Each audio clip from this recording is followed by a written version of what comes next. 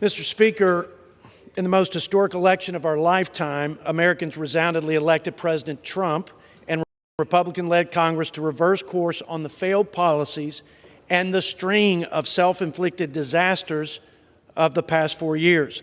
Unbridled spending and bad economic policies have weakened our economy, created a cost of living disaster for working families, and pushed our nation ever closer to the precipice of a sovereign debt crisis.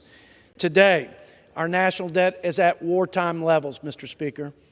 Our deficits, $2 trillion, more than our annual appropriations budget. Half of that is interest. Interest on the debt is greater than we spend, Mr. Speaker, on all of defense.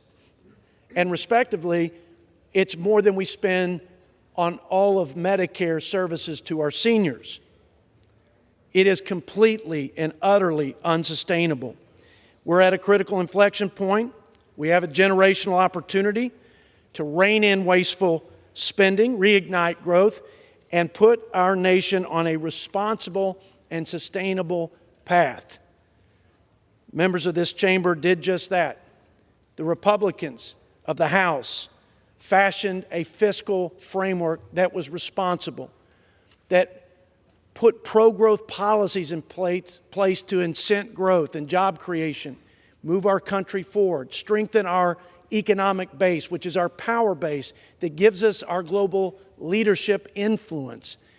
We also give tools and resources to our commander-in-chief to provide for a common defense. And we bend the curve on mandatory spending, which is 75% of the budget, 90% of the increase in spending, and it is the spending that is bankrupting the United States of America.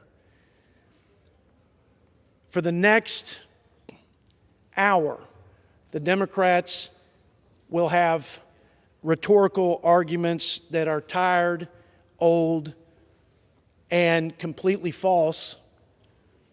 They'll prey on the fears of our most vulnerable Americans, and they will try to intimidate my Republican colleagues into inaction.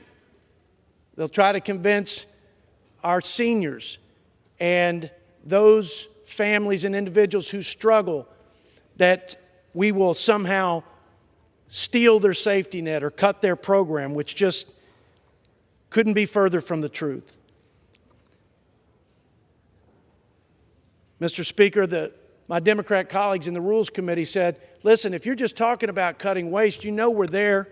You know we'll meet you halfway. You know we want to ensure that the taxpayer dollars are stewarded, and yet they take out their baseball bat when we talk about the hundreds of billions of dollars in waste, fraud, and abuse, and they politicize it. But when they had full control of the House and Senate and the White House, and they jammed through their Inflation Reduction Act or the American Rescue Plan, there wasn't a jot or tittle, not a single measure of fiscal control or a measure of rooting out waste and fraud. But they say they're with us.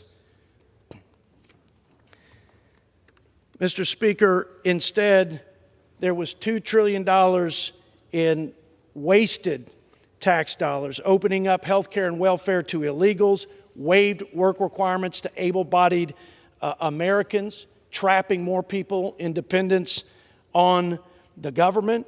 Of course, they also had bailouts for student loans and expansion of IRS by $80 billion, mandating electric vehicles for every American, tax breaks for green energy corporations, and the list goes on and on.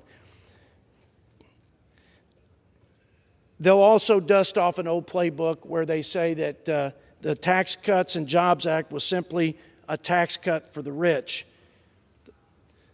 So just to dispel that with a few points, the Washington Post gave 4 Pinocchios to their claim that it went to the rich and to the corporations. 3 out of $4 went to individuals.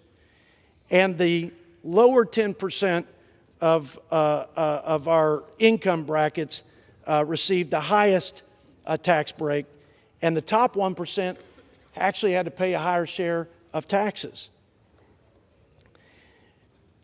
In addition, we saw 25-year wage increases. We saw American families, median household families, be able to put $5,000 back into their pockets.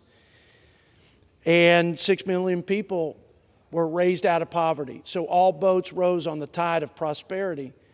And yet my colleagues, my Democrat colleagues, are trying to stop us from simply extending the tax relief to our small businesses and tax breaks to our families after a 21% inflation tax that they suffered through for the last few years.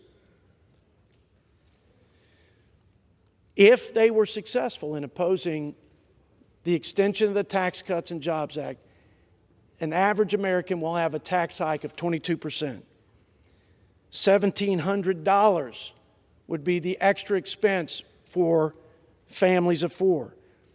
26 million small businesses would lose their comparable tax break through the 20% 199A deduction. Child tax credit would be cut in half for 40 million families. The standard deduction for 91% of all Americans would be cut in half.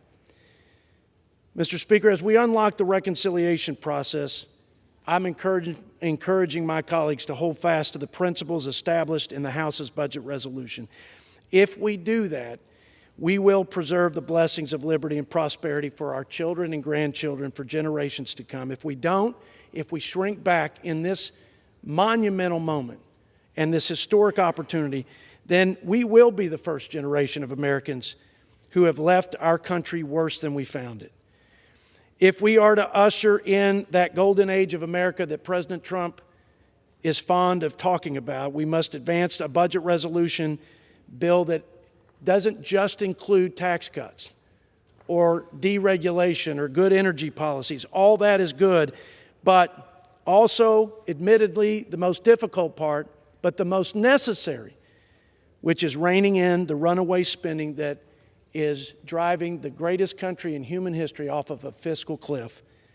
Mr. Speaker, I urge my colleagues to reverse the curse, and I yield back. Does the gentleman reserve